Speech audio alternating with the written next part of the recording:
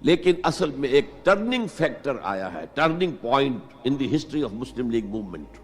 And that was 1930۔ اس میں جو الہ آباد میں مسلم لیگ کا سیشن ہوا تھا، اس میں خطبہ صدارت دیا تھا علامہ اقبال نے۔ علامہ اقبال اس سے پہلے ہندوستان میں ایک سور پھونک چکے تھے کہ اب اسلام کی نشأت ثانیہ کا دور آنے والا ہے، اسلام جو ہے دوبارہ دنیا کے اندر برسر عروج آئے گا۔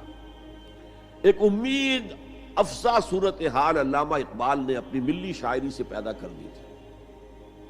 کتاب ملت بیضا کی پھر شیرازہ بندی ہے، یہ شاخ ہاشمی کرنے کو ہے پھر برگ و بر پیدا، سبق پھر پڑھ صداقت کا، شجاعت کا، عدالت کا، لیا جائے گا تجھ سے کام دنیا کی امامت کا۔ نوا پیرا ہو اے بلبل کہ ہو تیرے ترنم سے کبوتر کے تنے نازک میں شاہی کا جگر پیدا۔ اور ویسٹرن سویلائزیشن کو انہوں نے چیلنج کیا تھا، دیار مغرب کے رہنے والوں خدا کی بستی دکان نہیں ہے، کھرا جسے تم سمجھ رہے ہو وہ اب ذرے کم عیار ہوگا،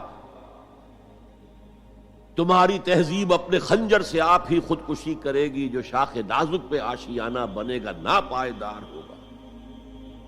کہ یہاں فرسٹ ورلڈ وار کے بعد جو عالم اسلام کی کیفیت ہوئی تھی، اس پر کس قدر یاس انگیز نا امیدی سے بھرا ہوا مرثیہ مولانا حالی نے لکھا تھا۔ قوم کی زبان اس وقت وہ تھی، قومی شاعر۔ قومی شاعر جو ہے قوم کی زبان ہوتا ہے۔ پستی کا کوئی حد سے گزر نہ دیکھے، اسلام کا گر کر نہ ابھر نہ دیکھے،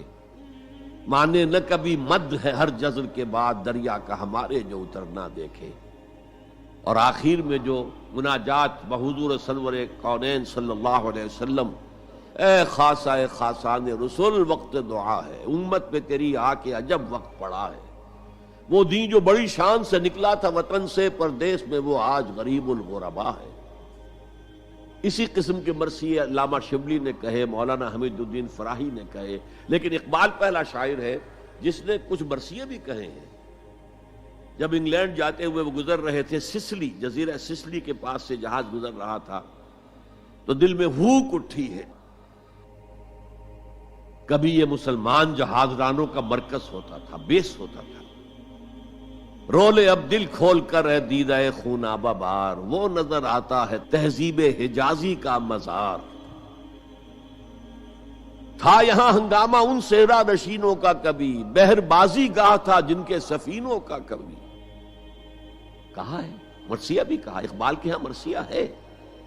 لیکن ساتھ ہی ایک امید افزا پیغام کہ اب دوبارہ نکل کے صحرا سے جس نے روما کی سلطنت کو الٹ دیا تھا، سنا ہے یہ قدسیوں سے میں نے وہ شیر پھر ہوشیار ہوگا۔ یہ جو عوامی ایک فضا ان کی شاعری سے پیدا ہو چکی تھی، ملی شاعری سے، انہوں نے 1930 میں آ کر مسلم لیگ کی موومنٹ میں اس کا انجیکشن لگا دیا۔ اسی طرح چلتی ہوئی ایک تحریک تھی، 1906 سے آئی تھی، 24 برس ہو چکے تھے 1930 تک، اب اس میں ایک انجیکشن لگا دیا گیا، احیاء اسلام۔ اس خطبے میں علامہ نے ایک طرف مسلم قومیت کو بہت مستحکم کیا دلائل کے ساتھ، عمرانی دلائل، پولیٹیکل سائنس کے جو مستحکم اصول ہیں ان کی بنیاد پر کہ مسلمان ایک علیحدہ قوم ہے۔ اور نمبر 2 انہوں نے کہا، اور یہ ایک پروفیسی تھی، ایک طرح کی مستقبل کے بارے میں ایک پیشن گوئی تھی، تجویز نہیں تھی۔ پارٹیشن آف انڈیا کی تجویز تو بہت بعد میں آئی ہے، 1940 میں، یہ 1930 کی بات میں کر رہا ہوں۔ تو انہوں نے کہا تھا مجھے یقین ہے کہ یہ ڈیسٹنی ہے، تقدیر مبرم ہے کہ ہندوستان کے شمال مغرب میں، شمال مشرق کا انہیں اس وقت احساس نہیں ہوا تھا، ایسٹ پاکستان کا جو اب بنگلہ دیش ہے ادھر ان کی نگاہ نہیں گئی تھی، ہندوستان کے شمال مغرب کے اندر ایک آزاد مسلمان ریاست قائم ہوگی، اور اگر ایسا ہو گیا تو ہمیں موقع مل جائے گا کہ دور ملوکیت میں، جس کے لیے لفظ بڑا ثقیل استعمال کیا انہوں نے، عرب امپیریلزم، یہ بنو امیہ، بنو عباس یہ عرب امپیریلسٹ تھے، یہ عرب قوم کا امپیریلزم تھا، ان کی حکومت اسلام کی عکاسی کرنے والی نہیں تھی، اسلام کی عکاسی کرنے والی تو خلافت راشدہ تھی، ابو بکر تھے، عمر تھے، عثمان تھے، علی تھے رضی اللہ تعالی عنہ۔ تو دور ملوکیت میں یا دور عرب امپیریلزم میں جو داغ دھبے آ گئے ہیں اسلام کے چہرے پر، انہیں صاف کر کے اور صحیح اسلام کی ایک شکل دنیا کو دکھائیں، یہ انجیکشن ہے پازیٹیو مقصد کا۔ اس وقت تک، اس سے پہلے تک تحریک صرف ایک منفی جذبے پر چل رہی تھی، ہندو کا خوف، ہندو اکثریت کا خوف، ایکسپلائٹیشن کا اندیشہ، لیکن اب اسے ایک مثبت بنیاد مل گئی۔ 1932 میں قائد اعظم گئے انگلستان، لندن، گول میز کانفرنس میں۔ جناح صاحب اس میں شریک نہیں تھے، اس لیے کہ وہ تو ویسے ہی سیاست کا میدان چھوڑ چکے تھے۔ اس موقع پر پھر علامہ اقبال نے ملاقاتیں کی ہیں جناح صاحب سے، اور وہی انجیکشن ان کو بھی لگایا،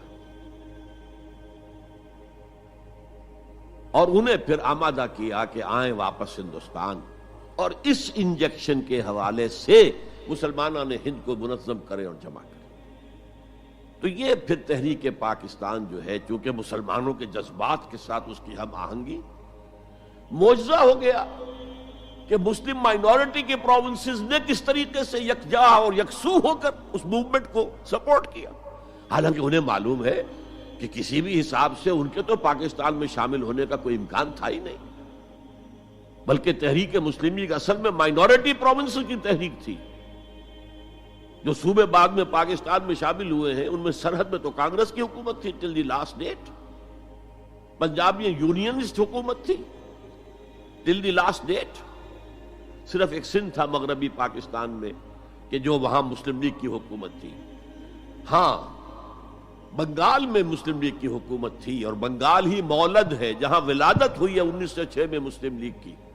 اور طویل ترین عرصے تک مسلم لیگ کی حکومت وہاں رہی۔ اب بھی وہاں پر تحریکیں چلتی رہتی ہیں اینٹی پاکستان، 2 مرتبہ پاکستان نے ایئر فورس بھی استعمال کی ہے وہاں پر، یہ سب کچھ آپ کو معلوم ہے۔ بہرحال اس کے نتیجے میں ملک تقسیم